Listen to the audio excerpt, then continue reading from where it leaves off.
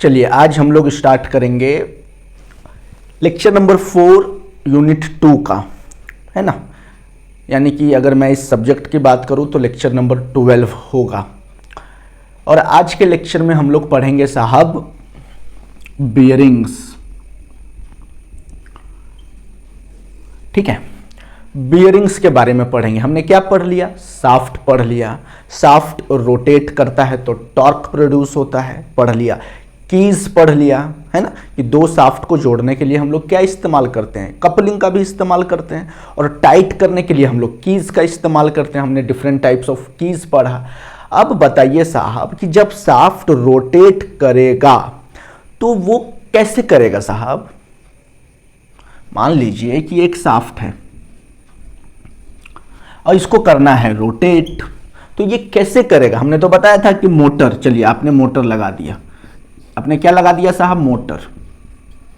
ये साहब जहां पर शाफ्ट फिक्स होगा, क्योंकि ये शाफ्ट तो रोटेट कर रहा है, और जब शाफ्ट रोटेट करेगा तो पावर प्रोड्यूस होता था। लेकिन सबसे बड़ा सवाल है साहब कि शाफ्ट कैसे रोटेट करेगा, कौन से मैकेनिज्म से रोटेट करेगा, है ना। किसमें रोटेट करेगा? हब के अंदर में हम क्या लगाएं जिसके अंदर में शाफ्ट रोटेट करेगा? तो शाफ्ट को रोटेट करवाने के लिए हम लोग इस्तेमाल करते हैं बियरिंग्स का। ध्यान से समझिए साहब, नहीं समझिएगा तो आपको पूरा लेक्चर समझ में नहीं आएगा। शाफ्ट को रोटेट करवाने के लिए हम लोग क्या इस्तेमाल करते हैं? बियरिंग्स। बियरिंग्स क्या है? एक तरह का ये भी साहब एक मशीन डिवाइस ही है, एक मैकेनिकल डिवाइस ही है बियरिंग्स, जिसका इस्तेमाल होता है शाफ्ट को स्मूथली रोटेट कराने के लिए। और शाफ्ट किस कंडीशन में स्मूथ रोटेट करेगा? जब साहब फ्रिक्शन कम होगा। क्योंकि जब भी शाफ्ट किसी भी मैकेनिज्म में रोटेट करता है ना साहब, तो फ्रिक्शन प्रोड्यूस होता है। और बियरिंग्स का काम ही है फ्रिक्शन सबसे कम प्रोवाइड करा के शाफ्ट को स्मूथली रोटेट कराना। ठीक है, अलग अलग तरह के बियरिंग्स होते हैं साहब, है ना। देखिए समझिए कि मान लीजिए कि ये एक शाफ्ट है ना, और शाफ्ट किससे कनेक्ट है साहब? बियरिंग से कनेक्ट। ठीक है, बियरिंग से कनेक्ट,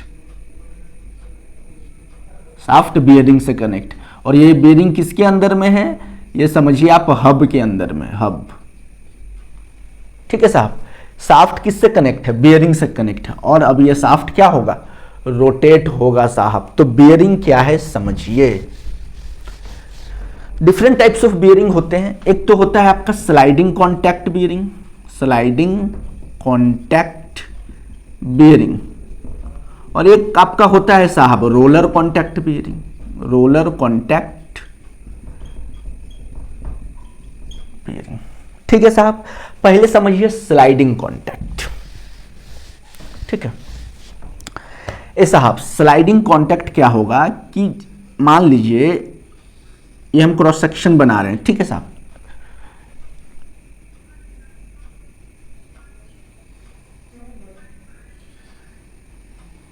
ठीक है, ये होगा लगभग इस तरह का। देखिए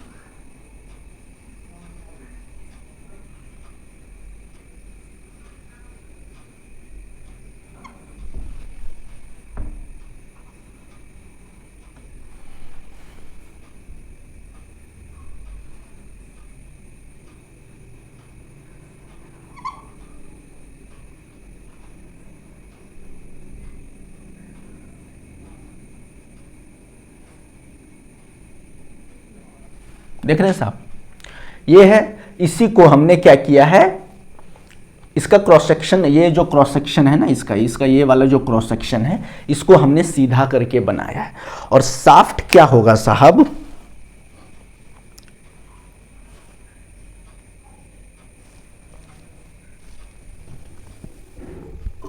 मेरे पास कुछ है नहीं समझाने के लिए, लेकिन जो है हम उसी से आपको समझा रहे हैं साहब। ये देखिए, है ना, ये है बियरिंग। ये क्या है साहब? देखिए इसी का डायग्राम यहां पर बनाया है। ये है बियरिंग। और ये किस तरह का बियरिंग है साहब? ये स्लाइडिंग कॉन्टैक्ट। ये है आपका स्लाइडिंग कॉन्टैक्ट बियरिंग। क्यों इसको स्लाइडिंग कॉन्टैक्ट बियरिंग बोलते हैं साहब? देखिए ये है शाफ्ट, और शाफ्ट इसके अंदर में कैसे मूव करता है, ऐसे मूव करता है। ध्यान से समझिए साहब, शाफ्ट इसमें कैसे मूव करेगा, इस तरह से शाफ्ट मूव करता है। देख रहे हैं, शाफ्ट तो गोल गोल घूमेगा, और ये जब इसका स्पीड बढ़ेगा तो ये ऐसे ऐसे घूमेगा। मान लीजिए कि शाफ्ट क्या है, एट रेस्ट। शाफ्ट साहब घूम नहीं रहा है, जब शाफ्ट रेस्ट रहेगा तो ये ऐसे रहेगा, इस कंडीशन पे रहेगा। ध्यान से देखिए, एकदम निचला हिस्सा में इस कंडीशन पे रहेगा। और जब शाफ्ट धीरे धीरे, क्योंकि अब इनिशियली क्या है, फ्रिक्शन भी तो लगेगा ना, जब ये घूमेगा तो इसमें फ्रिक्शन जनरेट होगा, तो फ्रिक्शन जनरेट जब होगा साहब तो उसके साथ हीट भी जनरेट होगा। बात समझ रहे हैं ना। तो फ्रिक्शन को कम करने के लिए हम लोग क्या करते हैं, लुब्रिकेटिंग करते हैं। यहां पर क्या होता है साहब, लुब्रिकेटिंग करते हैं। ध्यान से समझिए, यहां पर लुब्रिकेशन करते हैं, है ना, लुब्रिकेशन। किस चीज का लुब्रिकेशन करेंगे साहब, या तो हम लोग ऑयल का करेंगे, नहीं तो ग्रीस का करेंगे। या तो ऑयल का करेंगे नहीं तो ग्रीस का लुब्रिकेशन करेंगे। अगर लुब्रिकेशन नहीं करेंगे तो इसमें बहुत ज़्यादा फ्रिक्शन होगा ना साहब, और जब बहुत ज़्यादा फ्रिक्शन होगा तो हीट जनरेट होगा, और अगर बहुत ज़्यादा हीट जनरेट होगा तो क्या होगा, ये बहुत आसानी से घिस जाएगा, है ना, और आपका बियरिंग भी खराब होगा और आपका शाफ्ट भी खराब होगा, है ना। तो स्मूथ ऑपरेशन के लिए हम लोग क्या इस्तेमाल करते हैं, लुब्रिकेशन का इस्तेमाल करते हैं। लुब्रिकेशन का काम क्या है साहब, लुब्रिकेशन क्या करेगा, फ्रिक्शन को कम करेगा। फ्रिक्शन को क्या करेगा, कम करेगा साहब। बात समझ रहे हैं ना। और जब फ्रिक्शन को कम करेगा तो ये आसानी से क्या होगा, इस रोटेट होगा। इस तरह से रोटेट होता है, ध्यान से देखिए। और जब इस तरह से रोटेट होता है तो क्या होगा, जब शाफ्ट मान लीजिए यहाँ से रोटेट होगा तो ये जो लुब्रिकेटिंग ऑयल होता है या ग्रीस होता है, इस पर ये फोर्स लगाता है, धक्का लगाता है, जिसके कारण ये भी क्या होता है, आपका अच्छे से सराउंड हो जाता है आपका बियरिंग के इनर पार्ट में, ठीक है। और ये इस तरह से रोटेट, इस तरह से स्लाइड करेगा। शाफ्ट क्या करेगा, इस तरह से, जब ये ऑपरेशन में होगा तो इस तरह से स्लाइड करेगा। और ये शाफ्ट रोटेट भी करता है साहब, शाफ्ट इस तरह रोटेट भी करता है। समझ गए ना। इसी को बोला जाता है स्लाइडिंग कॉन्टैक्ट बियरिंग, ठीक है। तो इसमें नो डाउट ये हैवी लोड को भी संभाल सकता है। ये क्वाइटली इसमें साउंड नहीं होगा, क्योंकि जब ये बहुत स्पीड घूमता है ना साहब, बहुत ज़्यादा स्पीड, तो शाफ्ट का इसके इंटरनल सरफेस के साथ जो टच है वो बहुत कम होता है, बहुत स्मूथली ये स्लाइड करता है इसके अंदर में, इसलिए तो इसका नाम है स्लाइडिंग कॉन्टैक्ट बियरिंग। समझ में आ रहा है ना साहब। इसी को बोलेंगे स्लाइडिंग कॉन्टैक्ट। अब इसमें फ्रिक्शन तो कम हो रहा है, तो इसमें क्या दिक्कत होता है कि हमको बार बार यहाँ पर ऑयल या फिर ग्रीस डालना पड़ेगा। अगर ऑयल और ग्रीस की कमी हो गई तब तो आपका बेयरिंग भी खराब होगा और आपका शाफ्ट भी खराब होगा। समझ लीजिए, इसमें बार बार ऑयलिंग करना होगा, बार बार ग्रीसिंग करना होगा, बार बार इसको आप चेक करते रहना होगा। बात समझ रहे हैं साहब। ये हैवी लोड को बर्दाश्त कर सकता है, नो डाउट। ये बहुत स्पीड में भी रोटेट करेगा, बहुत ज़्यादा साउंड भी प्रोड्यूस नहीं करेगा। हाँ, बशर्ते कंडीशन क्या है, आपको प्रॉपर ग्रीसिंग करते रहनी पड़ेगी साहब। समझ गए। इसी को बोलेंगे स्लाइडिंग कॉन्टैक्ट बियरिंग, ठीक है साहब। अब नेक्स्ट समझिए, नेक्स्ट क्या है साहब, सेल कॉन्टैक्ट बियरिंग या सेल बियरिंग बोलिए, सेल बियरिंग। सेल बियरिंग क्या होता है, ये साहब सेल बियरिंग का दो पार्ट होता है, ठीक है। एक हो, मान लीजिए इस तरह से ये बियरिंग है, ठीक है। अब ये बियरिंग क्या होगा, ये इस तरह भी खुल जाता है, ये अपर हाफ बोलेंगे और इसको लोअर हाफ बोलेंगे। ये इस तरह से खुल जाता है साहब, इसको बोलेंगे अपर हाफ, इसको बोलेंगे लोअर हाफ, लोअर हाफ। इस तरह से ये खुल जाता है। उसके बाद क्या करते हैं हम लोग, इसके में शाफ्ट डाल के और ऊपर से भी और नीचे से भी टाइट कर देते हैं। बात समझ रहे हैं। इसमें कभी कभी साइड से नट और बोल्ट भी डाला जाता है। जब हम लोग टाइट करेंगे ना इसको सटा के, ये देखिए यहाँ पे सटा दिया और यहाँ पे नट और बोल्ट से या स्क्रू से कस दिया। अब इसमें क्या होता है, शाफ्ट मान लीजिए ज़्यादा बड़ा है, ज़्यादा भारी है, तो शाफ्ट के साथ तो कोई छेड़खानी नहीं करेंगे। सिर्फ हम यहाँ से हमने क्या किया, नट बोल्ट निकालेंगे या स्क्रू निकालेंगे, इसको अपर हाफ को अलग कर लेंगे, लोअर हाफ को अलग कर लेंगे और आसानी से इसके जगह पर दूसरा बियरिंग लगा देंगे अगर ये बियरिंग खराब हो जाता है। बात समझ रहे साहब। इसी को बोला जाता है सेल बियरिंग, ठीक है, इसको क्या बोलेंगे साहब, सेल बियरिंग। और एक चीज और है कि इसके अंदर में क्या होता है ना, इसके अंदर में थोड़ा थोड़ा क्या होता है, ग्रूविंग किया होता है। वो ग्रूविंग अंदर के तरफ ना होकर ऊपर के तरफ उभार होता है ना साहब, इसमें ग्रूविंग होता है। इस तरह से लंबा लंबा क्या होगा, ग्रूविंग होगा। अच्छा, ग्रूविंग साहब कटिंग नहीं होता, ये बस उभार, ये हल्का सा इसमें क्या होगा, उभार टाइप का होगा इस तरह से। ठीक है, जब आप इसमें फिंगर डालकर जब आप इसको चेक करेंगे ना तो थोड़ा सा रफ महसूस होगा। कैसा महसूस होगा साहब, जब आप इसमें फिंगर डालकर जब आप इसको फील करने की कोशिश करेंगे तो थोड़ा सा रफ फीलिंग आएगा, बिकॉज ऑफ दिस क्या है, ये एक तरह का लाइनिंग बना हुआ है। बात समझ रहे साहब, तो इसी को बोलेंगे सेल बियरिंग। अब इसी के अंदर में क्या होगा, साफ्ट अगेन रोटेट होगा, और जब साफ्ट रोटेट होगा तो इसमें भी फ्रिक्शन होगा। तो फ्रिक्शन को कम करने के लिए क्या इस्तेमाल करेंगे, अगेन हम लोग लुब्रिकेशन का इस्तेमाल करेंगे। ठीक है, क्या इस्तेमाल करेंगे, लुब्रिकेशन का इस्तेमाल करेंगे। बात समझ में आ गया साहब, इसी को बोलते हैं सेल बेयरिंग। इसमें अगर बेयरिंग खराब हो गया बहुत आसानी से रिप्लेस कर सकते हैं, कोई दिक्कत है साहब। नेक्स्ट है रोलर बेयरिंग। नेक्स्ट क्या है साहब, रोलर बेयरिंग। नेक्स्ट है रोलर बेयरिंग। देखिए रोलर बेयरिंग तो हर जगह इस्तेमाल होता है, चाहे हम आपके साइकिल की बात करें। देखिए रोलर बेयरिंग में दो है, एक तो आपका बॉल बेयरिंग है, बॉल बेयरिंग, और दूसरा है साहब रोलर बेयरिंग। अच्छा बोलिएगा ये और ये सेम क्यों लिखे हैं, बता रहे हैं साहब। बॉल बेयरिंग ऐसा होता है, देखिए, और यहाँ पर स्टील के बॉल लगे हुए होते हैं। अभी हम रफली समझा रहे हैं सो दैट आपको एक रफ आइडिया मिल जाए बेयरिंग कैसा होता है। देखिए इसमें स्टील बॉल लगे हुए हैं, और जब साफ्ट इस पर रोटेट करता है, इसके अंदर में जब साफ्ट, तो ये बॉल क्या होता है, अपने ही जगह पर ये क्या होता है, घूमता रहता है। ये बॉल अपने ही जगह पर क्या होता है, तो घूमता रहता है। और ये बॉल अपने जगह पर ही घूमे, इसलिए इसमें हम लोग क्या इस्तेमाल करते हैं, केज का इस्तेमाल करते हैं, जिससे जो स्टील का बॉल है ये अपना ही जगह पर घूमता रहेगा। उसके लिए हम लोग केज का इस्तेमाल करते हैं, समझ गए। और ये क्योंकि रोलर है, ये बॉल क्या हो रहा है, स्पिन हो रहा है, रोल हो रहा है, घूम रहा है। तो अगर इस पर बियरिंग घूमेगा, सॉरी इस पर अगर साफ्ट अंदर में घूमेगा तो सबसे कम फ्रिक्शन जनरेट होगा, समझ गए। बहुत ही स्मूथली साफ्ट क्या करेगा, रोटेट करेगा इस तरह के बियरिंग के अंदर। इसलिए आप साइकिल चलाते हैं तो बहुत स्मूथली साइकिल चलता है ना साहब। अगर बियरिंग खराब होगा, आप पेडल मारिए बहुत ज़्यादा फोर्स लगेगा, समझ रहे हैं। तो हम लोग क्या करते हैं, बियरिंग को चेंज करते हैं। पंखा चल रहा है उसमें भी बियरिंग का इस्तेमाल हो रहा है, साइकिल में बियरिंग का इस्तेमाल हो रहा है, बहुत जगह बियरिंग का इस्तेमाल होता है रोजमर्रे की ज़िंदगी में। बात समझ गए साहब, तो इसको बोलते हैं बॉल बियरिंग, ठीक है। और रोलर बियरिंग में क्या होगा, देखिए बॉल बियरिंग में स्टील का बॉल इस्तेमाल हो रहा है, छोटा छोटा ये सब क्या है, स्टील का बॉल है। लेकिन रोलर बियरिंग में साहब इसी को थोड़ा सा स्ट्रेच करके बड़ा बड़ा रोलर इस्तेमाल किया जाता है, लाइक दिस, समझ गए। बाकी सब चीज़ सेम है साहब, ये दोनों में सब कुछ सेम है, सेम टू सेम। सिर्फ क्या डिफरेंस है, इसमें स्टील बॉल का इस्तेमाल होता है गोल गोल, और इसमें सिलिंड्रिकल टाइप का रोलर इस्तेमाल होता है फ्रिक्शन को कम करने के लिए। तो डेफिनेटली अगर हम रोलर का इस्तेमाल करेंगे तो इसका सरफेस एरिया तो बहुत ज़्यादा है, इसका एरिया अगर बढ़ गया तो डेफिनेटली इसका लोड सहने का जो क्षमता होता है वो भी बढ़ जाएगा, समझ गए साहब। तो इसलिए इसका इस्तेमाल हम लोग हैवी ड्यूटी में करते हैं, और इसका इस्तेमाल हम लोग नॉर्मल लाइट चीज़ों में करते हैं, जैसे पंखा चलाना है, चाहे आप टेबल फैन चलाइए, है ना, आप सीलिंग फैन चलाइए, आप साइकिल चलाइए, हर जगह हम लोग बॉल बियरिंग का इस्तेमाल करते हैं, कोई दिक्कत। अब इसी को हम लोग इस चैप्टर में पूरा डिटेल में पढ़ेंगे। बॉल बियरिंग क्या होता है, रोलर बियरिंग क्या होता है, स्लाइडिंग कॉन्टैक्ट बियरिंग क्या होता है, इसके एडवांटेजेस क्या हैं, इसके डिसएडवांटेजेस क्या है, ठीक है। अब देखिए कि मान लीजिए साहब एक बियरिंग के अंदर में साफ्ट घूम रहा है, ध्यान से समझिए साहब। एक ये बियरिंग है, चलिए ना मान लीजिए ना ये बॉल बियरिंग है, चलिए इसमें बॉल लगा हुआ है, ठीक है।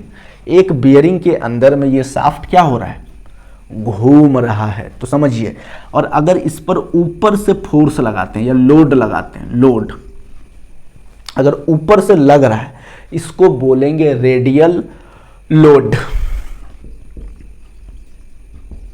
ध्यान से समझिए साहब, साफ्ट घूम रहा है और अगर इसके परपेंडिकुलरली अगर ऊपर से फोर्स लग रहा है तो इसको बोलेंगे रेडियल लोड, और इसी को हम लोग थ्रस्ट लोड भी बोल सकते हैं, थ्रस्ट, समझ रहे हैं ना, थ्रस्ट भी एक तरह का फोर्स होता है ना साहब, जो परपेंडिकुलरली एक्ट करता है किसी बॉडी पर, उसको थ्रस्ट बोलते हैं।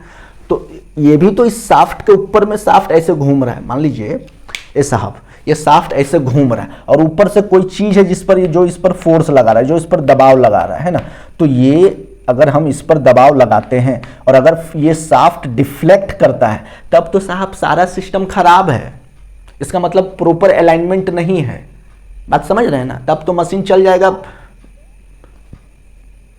पानी में, बात समझ रहे हैं। तो आपको क्या करना है कि आपको यहाँ पर जो स्टील बॉल इस्तेमाल करेंगे इसके पास भी क्षमता होना चाहिए लोड को बर्दाश्त करने का। इसका मतलब ये स्टील बॉल क्या होना चाहिए, बहुत स्ट्रांग होना चाहिए साहब, तभी तो ये रेडियल लोड को बर्दाश्त कर पाएगा। रेडियल लोड अल्टीमेटली किस पे फोर्स लगाएगी, इस बॉल पर फोर्स लगाएगी। तो बॉल किसका बना होना चाहिए, या तो स्टील का बॉल होना चाहिए या फिर अलॉय स्टील का बॉल होना चाहिए साहब, बात समझ रहे हैं ना। तो इस पर जो ऐसे फोर्स लगेगी इसको बोलेंगे हम लोग थ्रस्ट और रेडियल लोड, बात समझ रहे हैं। और अगर मान लीजिए इस पर ये एक्सिस है, थोड़ी देर के लिए मान लीजिए ये आपका सेंट्रल एक्सिस है, और अगर एक्सिस पर फोर्स लगेगी, देखिए अगर इस डायरेक्शन से फोर्स लगेगी है ना, तो इसको बोलेंगे एक्सियल फोर्स, एक्सियल लोड बोल दीजिए। अगर इस पर लोड लगेगी तो इसको क्या बोलेंगे, एक्सियल लोड। और जब अगर एक्सियल लोड लगेगी तो आप बताइए कि ये शाफ्ट किस पर फोर्स लगाएगा, ये बियरिंग पर ही फोर्स लगाएगा ना साहब, क्योंकि इसके पीछे में एक स्टेशनरी प्लेट भी होता है, हम बताएंगे, ठीक है, जब हम लोग थ्रस्ट बियरिंग बताएंगे तो हम आपको बताएंगे, समझे। तो इस एक्सियल लोड को भी बर्दाश्त करने का क्षमता किसके पास होना चाहिए, बियरिंग के पास होना चाहिए साहब, बात समझ में आ रहा है ना। तो इसके लिए इसका जो इंटरनल, क्योंकि ये शाफ्ट कहाँ फिक्स होता है, ये इंटरनल में फिक्स होता है, ये वाला प्लेट में, बात समझ गए। बाहर वाला तो फिक्स है, ये बाहर वाला नहीं, बाहर वाला कभी रोटेट नहीं करता, याद रखिए। अगर ये बियरिंग है तो सिर्फ ये वाला घूमता है, क्योंकि यहाँ पर बॉल लगा हुआ है ना, तो सिर्फ ये वाला घूमेगा, ये बाहर वाला जो होता है इसको स्टेशनरी प्लेट बोला जाता है, वो फिक्स रहेगा साहब, बात समझ गए। तो ये है आपका दो तरह का लोड हमने बता दिया, एक एक्सियल लोड और एक रेडियल लोड, ठीक है। तो जब भी एक्सियल लोड और रेडियल लोड का कॉन्सेप्ट आएगा आप समझ जाइएगा कि हम कौन से फोर्स की बात कर रहे हैं, और आप दिमाग में पिक्चर बना लीजिएगा कि कैसे फोर्स लग रहा होगा अगर सर एक्सियल लोड की बात कर रहे हैं, अगर हम रेडियल लोड की बात कर रहे हैं तो किस तरह से शाफ्ट के ऊपर फोर्स लग रहा होगा, ठीक है साहब। चलिए थोड़ा सा लिख लीजिए, है ना, बियरिंग क्या होता है थोड़ा लिख लीजिए, कितने तरह के बियरिंग्स होते हैं। सारा बियरिंग हमको पढ़ना नहीं है, हमको पढ़ना है बस रोलर बियरिंग क्या होता है, यानी बॉल बियरिंग क्या होता है, थ्रस्ट बियरिंग क्या होता है, सेल बियरिंग क्या होता है, स्लाइडिंग कॉन्टैक्ट बियरिंग का एडवांटेज डिसएडवांटेज थोड़ा बहुत पढ़ लेंगे। उसके बाद साहब ये जो यूनिट 2 है ये खत्म हो जाएगा, ठीक है साहब। तो कोशिश करेंगे या तो 1 या 2 मैक्सिमम 2 लेक्चर में इसको कंप्लीट करने का। चलिए मैं आपको थोड़ा थ्योरी दे देता हूं, आप इसे लिख लीजिए, फिर हम लोग आगे बढ़ेंगे, ठीक है साहब। हमने थ्योरी लिख दिया है साहब बियरिंग्स का। क्या होता है बियरिंग, एक मशीन पार्ट है दैट सपोर्ट्स मूविंग और रोटेटिंग पार्ट्स जैसे व्हील और shaft and help them move smoothly with less friction. Bearings are mainly classified based on the type of load they carry and the type of motion। देखिए based on the type of friction क्या है, sliding contact bearing, rolling contact bearing. Definitely sliding contact में ज़्यादा friction produce होता है, ठीक है ना साहब। मान लीजिए कि एक डस्टर है, ए साहब समझिए एक डस्टर है और इस पर अगर हम धक्का लगा रहे हैं, ठीक है, इस पर हम क्या लगा रहे हैं, फोर्स लगा रहे हैं, मान लीजिए फोर्स लगा रहे हैं, तो ये क्या हो रहा है, स्लाइड कर रहा है ना साहब, घिसक रहा है ना, तो इस पर कौन सा फ्रिक्शन लगेगा, स्लाइडिंग फ्रिक्शन लगेगा, बात समझ गए ना। और मान लीजिए इसके ऊपर में हम रोलर लगा देंगे साहब, मान लीजिए इसके ऊपर में हमने क्या लगा दिया, देखिए रोलर, ये मार्कर रोलर है, ये रोलर, ये देखिए। अब जब फोर्स लगाएंगे ना साहब तो ये बहुत आसानी से आगे की तरफ मूव करेगा, देख रहे हैं क्यों, क्योंकि इसमें फ्रिक्शन बहुत ही घट गया। तो सबसे कम फ्रिक्शन किस में होता है, इस साहब रोलर में होता है ना, तभी तो गाड़ियों में इतना चक्का इस्तेमाल हो रहा है, सबसे कम फ्रिक्शन।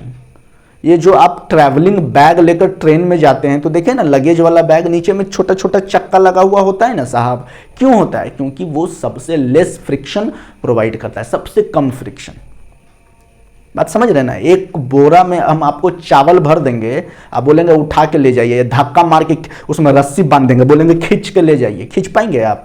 थोड़ा दूर जाएंगे उसके बाद हाँफने लगेंगे साहब। लेकिन अगर हम चक्का लगा देना साहब, चक्का, तो आराम से आप खींच के बोरा को ले जाएंगे अपने घर। क्या समझे?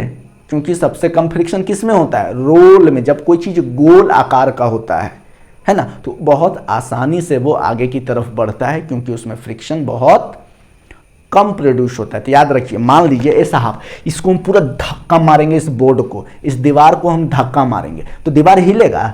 ए साहब, दीवार हिलेगा? नहीं हिलेगा ना। तो इसको बोलते हैं स्टैटिक फ्रिक्शन। हम फोर्स तो लगा रहे हैं लेकिन दीवार हिल नहीं रहा है, इसको बोलेंगे स्टैटिक फ्रिक्शन। बात समझ गए ना? और अभी मान लीजिए इस डस्टर पर फोर्स लगाएंगे और ये हिल गया, इसको बोलेंगे स्लाइडिंग फ्रिक्शन।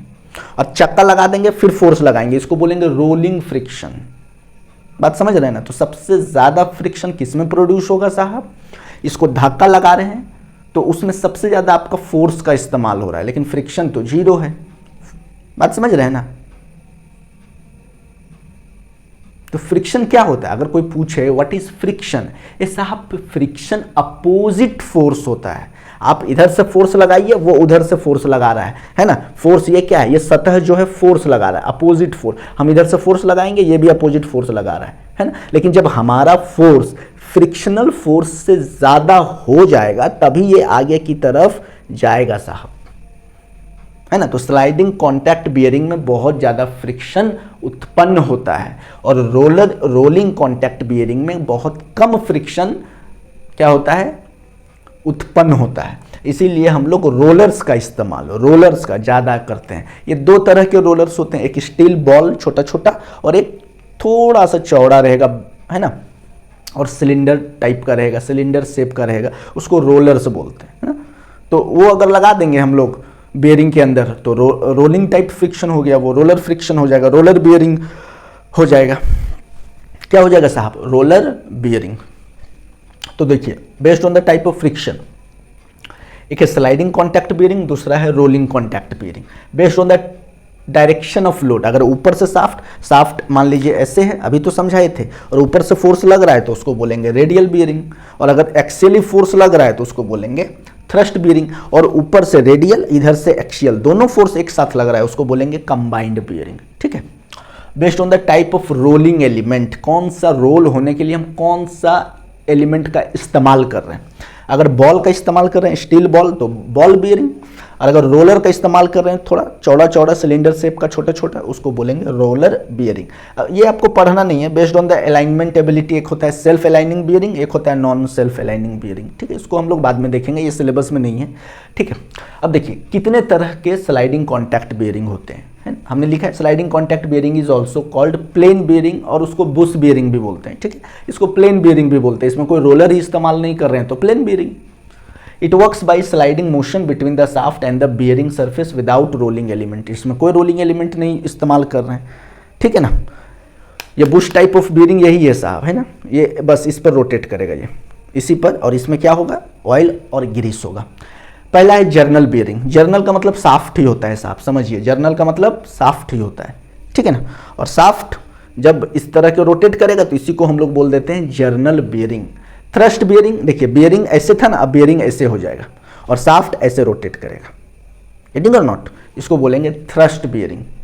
कॉलर बियरिंग, इसमें एक छोटा सा और अटैचमेंट लगा देते हैं। ये तो बियरिंग ऐसा है, इसमें छोटा सा और अटैचमेंट लगा देंगे जिसको कॉलर बोला जाता है। ठीक है साहब, हमारे पास दिखाने के लिए नहीं है, कोशिश करते हैं आपको।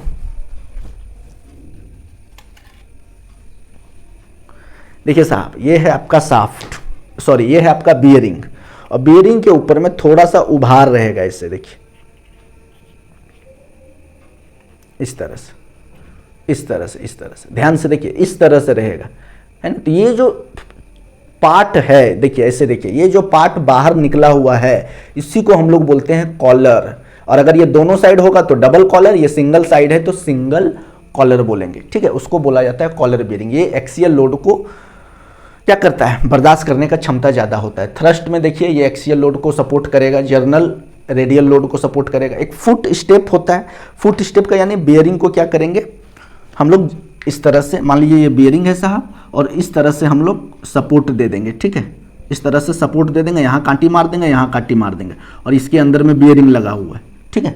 तो सारा लोड कहाँ पर जाएगा, इस पर जाएगा, ये दोनों कांटी पर जाएगा। फुट स्टेप, इसी को बोलते हैं फुट स्टेप और पाइवट।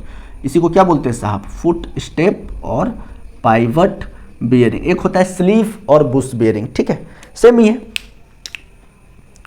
समझ गए साहब। तो इतने तरह के बियरिंग होते हैं। स्लाइडिंग कॉन्टैक्ट बियरिंग 5 तरह के होते हैं, इसको आप लिख लीजिए, ठीक है। इसके डिटेल में नहीं जाना है ना, उतना ज़्यादा आपको नहीं पढ़ना है इस सब्जेक्ट में कि हम इसके पूरे डिटेल्स को समझाएंगे। हम मेनली समझाएंगे आपको बॉल बेयरिंग क्या होता है, और आपको समझाएंगे थ्रस्ट बेयरिंग क्या होता है, रोलर बेयरिंग क्या होता है। ये सारी चीज़ें हैं जो आपके सिलेबस में है, बहुत ही आसान है। आप अपने भाषा में भी लिख सकते हैं, अगर आप समझ जाएंगे तो आप बहुत आसानी से इसको आप एग्ज़ाम में आप लिख सकते हैं, है ना। आप अपने नोट्स में लिखिए, एग्ज़ाम में यहाँ से क्वेश्चन आता है, आप एग्ज़ाम में लिखिए, और क्वेश्चंस आपके कॉम्पिटिटिव एग्जाम में भी आते हैं। अगर आपके पास प्रॉपर नोट्स होगा और नोट्स की आपके पास प्रॉपर जानकारी होगी, प्रॉपर समझ होगी, तो बहुत आसानी से कॉम्पिटिटिव एग्जाम के सवाल को आप हल कर सकते हैं। अगर इस चैप्टर से सवाल आता है तो आता ही है साहब, बेशक आता है, ठीक है।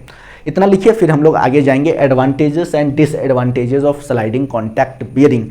क्या एडवांटेज है और क्या डिसएडवांटेज है साहब, पहले इसको लिख लीजिए आप। हमने एडवांटेजेस एंड डिसएडवांटेजेस साहब लिख दिया है स्लाइडिंग कॉन्टैक्ट बियरिंग का। देखिए, they can take heavy and shock loads, बहुत ज़्यादा वजन को भी बर्दाश्त कर सकता है स्लाइडिंग कॉन्टैक्ट बियरिंग। और सडन लोड, शॉक लोड का मतलब होता है सडन लोड, इम्पैक्ट लोड, अचानक से लगा हुआ लोड को भी बर्दाश्त कर सकता है sliding contact bearing. They work quietly, अगर इस पर आप प्रॉपर ग्रीसिंग करते रहेंगे तो ये बहुत आराम से चलेगा बिना साउंड प्रोड्यूस किए। ये बहुत हाई स्पीड पे भी चल सकता है, ड्यूरेबल है, अगर हम अच्छे से इसका मेंटेनेंस करते रहेंगे तो लंबे समय तक चलेगा साहब। सस्ता भी है, बड़े मशीनों में इस्तेमाल कर सकते हैं बहुत आसानी से, और इसका डिज़ाइन बहुत सिंपल होता है। डिसएडवांटेज क्या है, इनिशियली क्या होता है, ये बियरिंग है मान लीजिए आपको, और ये साफ्ट है, तो इनिशियली ये रेस्ट कंडीशन में, लेकिन इसको घुमाने के लिए, इसको इनिशियली घुमाने के लिए ना साहब बहुत ज़्यादा फोर्स की ज़रूरत होती है। They need more force to start because of friction, यहाँ पे बहुत ज़्यादा फ्रिक्शन है ना। तो इसको इनिशियली आपको बहुत ज़्यादा क्या होगा साहब, फोर्स लगानी पड़ेगी। दे ऑलवेज नीड ऑयल और ग्रीस, बता चुका हूँ, हमेशा इसको चाहिए ऑयल और ग्रीस, नहीं तो ये दोनों को खराब करेगा, खुद भी खराब हो जाएगा साहब, साफ्ट को भी लेकर डूब जाएगा। They make more heat due to sliding, क्योंकि ये स्लाइड होता है तो इसमें क्या होगा, हीट ज़्यादा प्रोड्यूस होगा। क्यों, क्योंकि इसमें फ्रिक्शन बहुत ज़्यादा होता है, और पता है कि किसी भी मशीन एलिमेंट के लिए हीटिंग सही नहीं है साहब, हीटिंग को कम करना होता है। इसलिए हम लोग लुब्रिकेटिंग ऑयल का भी जो इस्तेमाल करेंगे ये बढ़िया करेंगे, सो दैट कि ऐसा ना कि आग लग जाए, इतना हीट प्रोड्यूस हो जाए। गेटिंग और not. They wear out quickly if not maintain, definitely ये बहुत जल्दी खराब हो जाएगा आपका ये जो बियरिंग है या फिर साफ्ट है, फ्रिक्शन के कारण, अगर इसमें प्रॉपर ग्रीसिंग नहीं करेंगे। They can be hard to replace in some machines, बहुत से मशीन्स, हैवी मशीन्स में इसका इस्तेमाल होता है ना। They can take heavy load, तो क्या होता है, साफ्ट भी बड़े होते हैं, वजन होता है काफ़ी साफ्ट का, तो फिर बहुत डिफिकल्ट हो जाता है एक बार अगर बियरिंग खराब हो गया उसको बदलने में, ठीक है साहब। तो ये बहुत ही आसान भाषा में हमने लिख दिया है, advantages and disadvantages of sliding contact bearing, इतना लिख लीजिए। फिर नेक्स्ट हम लोग जाएंगे सेल बियरिंग में। सेल बियरिंग समझा चुका हूँ, एक बार थोड़ा सा और बता देता हूँ सेल बियरिंग, है ना, उसके बाद हम डायरेक्ट आपको नोट्स दे देंगे सेल बियरिंग का, ठीक है। जस्ट सेल बियरिंग में क्या होगा, मान लीजिए ये बियरिंग है, ठीक है साहब, और सेल बियरिंग में क्या होता है, आराम से इसको 2 टुकड़ों में खोल सकते हैं, बता चुके हैं। इसको बोलते हैं अपर हाफ, इसको बोलते हैं लोअर हाफ, और इसको टाइट करके क्या करेंगे हम लोग, नट स्क्रू से साहब टाइट कर देंगे, तो इसको हम लोग क्या बोल देंगे, सेल बियरिंग। और इसके अंदर में अभी हमने बताया था कि इसके अंदर में जब आप ये करोगे तो थोड़ा सा आपको ग्रूविंग नजर आएगा, ठीक है, ग्रूविंग नजर आएगा उसमें। फिर इसके अंदर भी हम लोग ऑयल और ग्रीस का इस्तेमाल करते हैं for smooth movement of the shaft, ठीक है साहब। हम सीधा सेल बियरिंग का थ्योरी आपको दे देते हैं, इतना आप लिख लीजिए साहब। अब हमने थ्योरी लिख दिया है, सेल बियरिंग क्या होता है, इसके एडवांटेजेस और डिसएडवांटेजेस को हमने लिख दिया है। अभी स्क्रीन पर फ्लिकरिंग हो रही होगी, है ना साहब, तो चलिए आपको ये भी बता दूं कि फ्लिकरिंग क्यों होती है। देखिए, जब फ्रीक्वेंसी जो लाइट का है साहब वो अलग है, और कैमरे की जो कैप्चर करने की फ्रीक्वेंसी होती है ये आपकी अभी अलग है। ये दोनों के बीच में फ्रीक्वेंसी डिफरेंस है, इसलिए साहब फ्लिकरिंग हो रही है।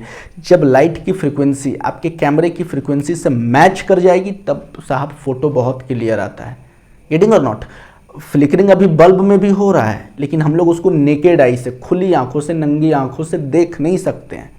लेकिन कैमरा का जो लेंस है ये बहुत आसानी से उस फ्रीक्वेंसी को पहचान सकता है, उस फ्लिकरिंग को पहचान सकता है। बात समझ रहे हैं साहब?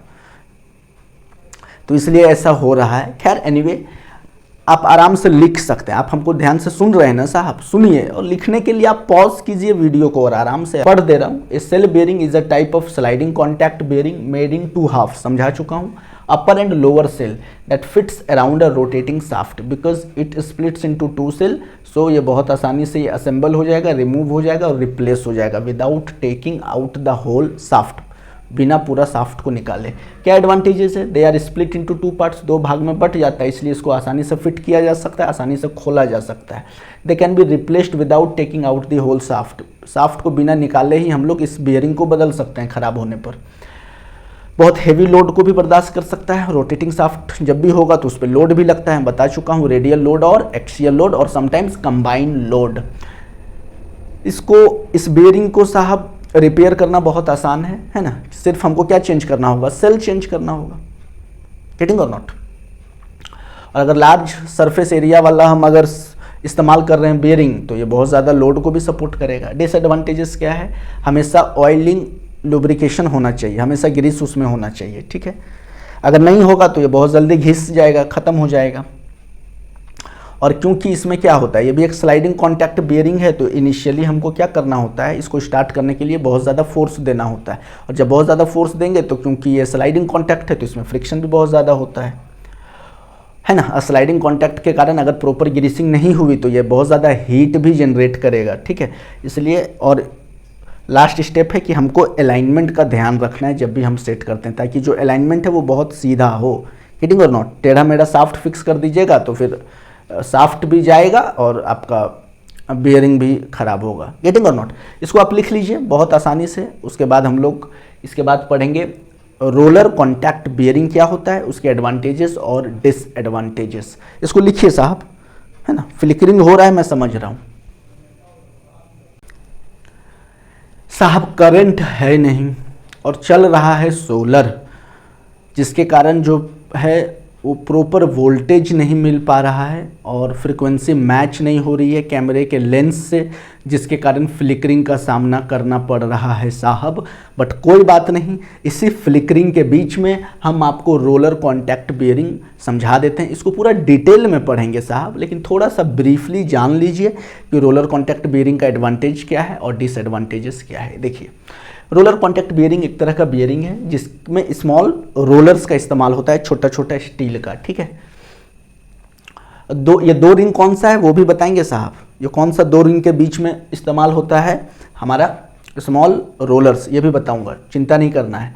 To support shaft and reduce friction. Advantage क्या है? ये बहुत हेवियर लोड को बर्दाश्त कर सकता है अगर हम कंपैरिजन करें बॉल बियरिंग के साथ, है ना? बॉल बियरिंग क्या होता है इसको भी डिटेल में पढ़ेंगे। बॉल बियरिंग और आपका साहब रोलर बियरिंग 100% सेम है। डिफरेंस कहाँ है? बॉल बियरिंग में छोटे छोटे स्टील के बॉल्स का इस्तेमाल करते हैं और रोलर बियरिंग में थोड़ा सा बड़ा रहेगा आपका और सिलिंड्रिकल शेप का क्या होगा, रोलर्स होगा। बाकी सब चीज़ सेम होगा साहब, ठीक है? हाँ, बॉल बियरिंग कम लोड को बर्दाश्त करता है, लेकिन रोलर बियरिंग बॉल बियरिंग से ज़्यादा लोड को बर्दाश्त कर सकता है। समझाएंगे डिटेल में, डायग्राम बना के पूरे डिटेल्स में साहब। They have less friction because the rollers roll not slide, है ना? इसमें क्या होता है, रोलर्स रोल करता है, स्लाइड तो करता नहीं है। स्लाइडिंग कॉन्टैक्ट में स्लाइड करता था ना साहब। They can take both radial and axial load, दोनों लोड को बर्दाश्त करेगा। They are last longer if properly lubricated, अगर हम लोग प्रॉपरली इस लुब्रिकेशन करेंगे तो लंबे समय तक चलेगा साहब। और हैवी मशीनरी और गियर बॉक्स में इसका इस्तेमाल करते हैं। क्या डिसएडवांटेजेस हो सकते हैं? बहुत महंगा होता है, बॉल बियरिंग से भी ज़्यादा महंगा है ना? इसमें एक्यूरेट अलाइनमेंट की ज़रूरत होती है जब भी आप इंस्टॉल कर रहे होते हैं ना। टेढ़ा मेढ़ा शाफ्ट मत फिट कर देना है, टेढ़ा मेढ़ा बियरिंग को शिफ्ट नहीं कर देना है, वरना पता चला कि आप फ्रिक्शन कम करने जा रहे हैं, फ्रिक्शन बढ़ गया, शाफ्ट भी गया पानी में और आपका बियरिंग्स भी गया पानी में। They can not run at very high speed like ball bearing. Ball bearing तो बहुत स्पीड चलता है, लेकिन roller contact bearing ball bearing के मुकाबले थोड़ा स्लो चलता है। ठीक है साहब। दे make more noise if not maintained. सही बात है, अगर आप मेंटेन नहीं करेंगे किसी भी मशीन को तो बहुत नॉइज़ प्रोड्यूस होगा। ए साहब, अगर आप अपने आप को भी मेंटेन नहीं करेंगे ना तो आप भी अच्छा नहीं दिखेंगे। आप भी तो अपने आप को मेंटेन करके रखते हैं ना साहब। They need proper lubrication to avoid wear and damage. हमेशा हम क्या करेंगे, बियरिंग्स में लुब्रिकेशन करना होता है। अगर लुब्रिकेशन नहीं करेंगे तो मशीन फ्रिक्शन के कारण जल्दी घिस जाएगा और डैमेज हो जाएगा, है ना। बात समझ गए। ये है आपका रोलर कॉन्टैक्ट बियरिंग। अभी साहब करंट नहीं है, इसलिए हम इस जो लेक्चर है इस लेक्चर को हम यहीं स्थगित करते हैं। नेक्स्ट लेक्चर में हम लोग डिटेल में पढ़ेंगे बॉल बियरिंग, रोलर बियरिंग और थ्रस्ट बियरिंग। उसके बाद ये चैप्टर कंप्लीट हो जाएगा। ठीक है साहब। अब आप इसको ध्यान से आप इसको लिख लीजिए और मुझे दीजिए इजाज़त। फिर हम आपके साथ नए वीडियो में मिलेंगे। तब तक के लिए जय हिंद।